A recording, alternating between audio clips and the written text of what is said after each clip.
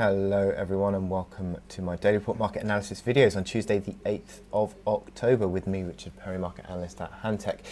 The trade negotiations between US and China are going to be dominating market sentiment throughout this week, and it's interesting that we saw a little bit of a tick higher on sentiment overnight as sort of the market was positioning for the prospect that maybe a mini deal was going to be the outcome at the end of this week. Which would provide a little bit of light relief maybe for this negative sentiment that has been sort of broadly across markets in the last few weeks. But that positivity has been drowned out now as the announcement that China are going to retaliate to this the addition of 28 Chinese companies have been added to a list from the States, banning them from doing business in the US, and it's going to retaliate to that, and the markets have just fallen on the back of that. It's interesting that we saw the yen, which was under a little bit of pressure earlier, that's now starting to regain some ground. Gold was lower, back at 1490, that's rebounded about 0.5% since then, and we've started to see the treasury yields are falling back. They were that 10 years about 4 or 5 basis points off the day high, as is the 2-year. So that's an interesting turnaround, and that's dragged equities in European session back. When we're first looking at markets today, the S&P 500 futures were 0.3% higher. They're now at 0.1% lower. So basically around about a 0.5% turnaround there. And it's a notable shift in the last half an hour or so that we have seen across markets. Sterling remains under pressure with the expectation of a Brexit deal continues to dwindle. It certainly looks as though the UK government are looking upon the prospect that this deal is not going to get past the EU and sort of lays the groundwork for potential no-deal Brexit. And sterling has suffered on the back of that, back at 22.70 now. And generally speaking, we've seen that when sterling falls, we see FTSE 100 outperforming, and that is again the case this morning.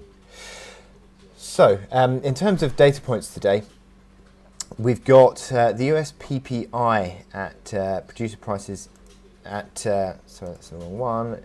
No, it isn't, at 1:30, but it's interesting that we've seen this morning the German industrial production numbers come in slightly better than expected, and that has helped the euro to perform better on a relative basis.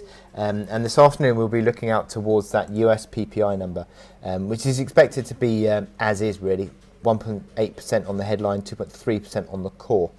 But how those numbers come out today could have a bit of an impact, certainly for how CPI comes out and general inflation trends and expectation going forward.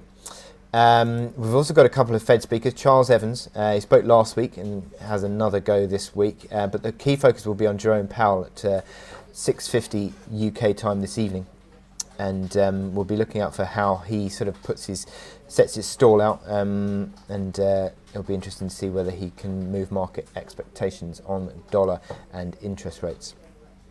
So looking at my chart today, we've had an interesting turnaround potentially coming through on oil. The sharp decline and the unwinding move that we saw in the last 2 to 3 weeks, following on from that spike higher that we saw on the oil price, oil production shocks in Saudi, completely sold off throughout the last 3 weeks, but they've started to form the basis of recovery, and it's broken that downtrend, started to form a number of positive candles. Yesterday's move was actually down on the day, but formed a positive candle, and we've got the prospect of another gain today. Now, it's starting to see that the momentum indicators are turning a corner.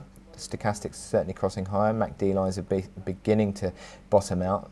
RSI back above 40.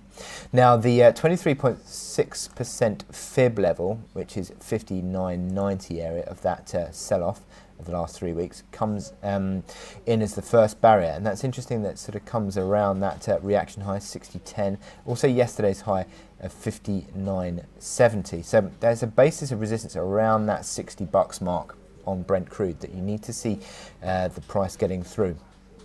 A closing break above that would certainly reopen further moves of a recovery, and the pivot line, which comes in from the last couple of months around 61.30, then starts to come back into play. So this is certainly looking like a market more positive than it has been for several weeks now, and in terms of the corrective move. And can this recovery continue to gain ground? A little bit of a tick higher early morning today has just had its wings clipped a little bit, but you can see here on the hourly chart where throughout this selling phase the RSI failed around the 60 mark. Well, we've gone towards 70 a couple of times on the moves higher. Still holding up above 40, got MACD lines above neutral. So there's a more positive configuration now through the oil price of momentum, which would suggest that little corrective moves are being bought into. Now, obviously, yesterday's low at 58.20 would be you'd be wanting to hold on to that, but the kilo comes in at 57.70 as a little higher low there, so you wouldn't want that to be broken. But certainly for now, the prospect of recovery in Brent Crude is growing. So with that in mind, I wish you good luck in your trading today. Click here to subscribe to our analysis videos, and also go to our website where you can sign up for our webinars.